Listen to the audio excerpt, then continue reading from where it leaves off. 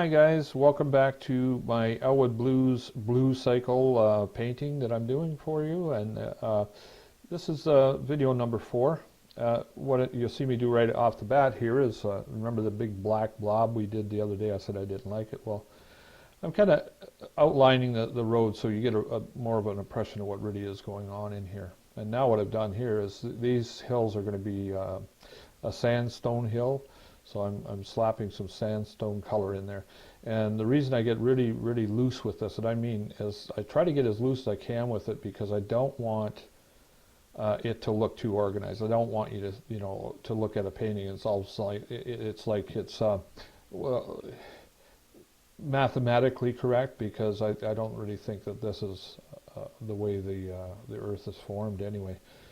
So anyway, there's a big black area at the top of that, and the reason I'm leaving that right now is because there's going to be a lot of vegetation up there, so we're really not going to see much. If there'll be a little bit of sandstone showing through, and this is again where these are the parts that I don't really usually take people into the studio to see, because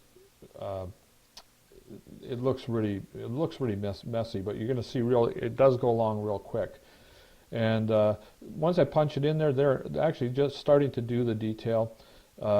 We get the colors in, you know where it's going to, it's almost like a map that you've made, but this map that's formed itself. And now I'm actually going to use my highlights and my detail to bring it all up. So detailing the rock a bit. I've got a strange mind. I don't know, I'm not trying to say I'm special in any way, but I do have a bit of a strange mind when it comes to painting. I've watched a lot of painters work, and they can be very organized with it. I find myself to be the opposite of organized, if you want to call it chaos, I don't know, but I keep on looking at the painting all over as I'm painting. And if I see something, especially because maybe I'm just forgetful, if I see something that I like and I want to do at that moment, I don't leave it for later, because I know I'll probably not think of it the same way. So if I do see something that shows up in the painting, and again, I'm always letting the canvas talk to me, and you start to look at the little brush marks and everything else, and there's some real tiny brush marks I put in there.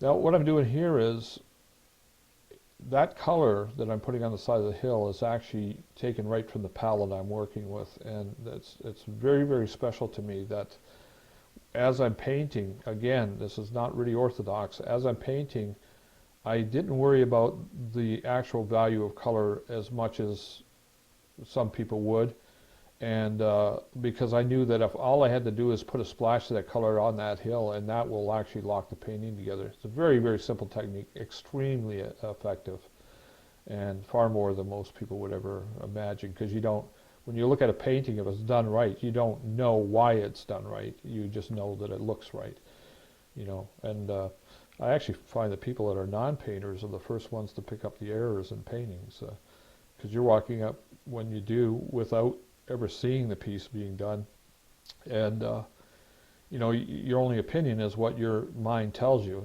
Has this been done properly or not? I'm using a little fan brush. This is really the simple techniques. This is one of those things you might have seen Bob Ross do, but when I use it in a much more a careful way. I don't just slap things in. I just punch them into the painting, but I really do. Although you see the speed here, I really do take my time at times to make sure it's right. Now, looking at the brushwork that I've got already, you see where I'm putting the highlights are all kind of on the left-hand side of those blank spots.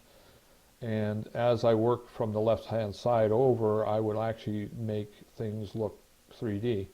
And this morning when I walked in, I did this painting yesterday. When I walked in this morning, it was a shocker to see it. It's kind of neat when you walk away and you come back. It's almost like having a good soup on the second day, or a good chili on the second day. It usually tastes better. For some reason, as an artist, because I'm sitting in front of the canvas all day long, it's almost every time that I walk away and come back the next day, it either looks better or looks worse, or that's when I start to see it the way you would see it. And it's fun because I look at a painting sometimes 6 months down the road, and that's at 6 months or so I've forgotten the process of doing it, and I can't remember all of this. Like as I go through this, even one day later, I don't remember what I've done because I'm actually doing it kind of, I've internalized my process so well that there's really very little thought. Now that green, you see that green going on there right now, that's so special because, and you've seen me play with that one hill in the background, but 2 or 3 times in the last couple of videos. But as I go along, that just kind of locks the whole thing. And I mean, look at that second hill back right now, how it looks like beautiful emerald green grass and foliage. Anyway, so we're detailing it out right now, and you see it's becoming quite realistic. At the end of this all, I'm going to actually try and detail that road a little bit better, so it kind of makes it look a little more finished for you today. Now in California, the rocks are usually tilted upwards like this because of the plate, the geographic plate under the Earth's crust is being pushed up. That's why they're always concerned about that big earthquake coming. And I put the small lines in here. Those are showing you the layers of time of rock. You know, so every one of those layers would be a certain period of history of the world.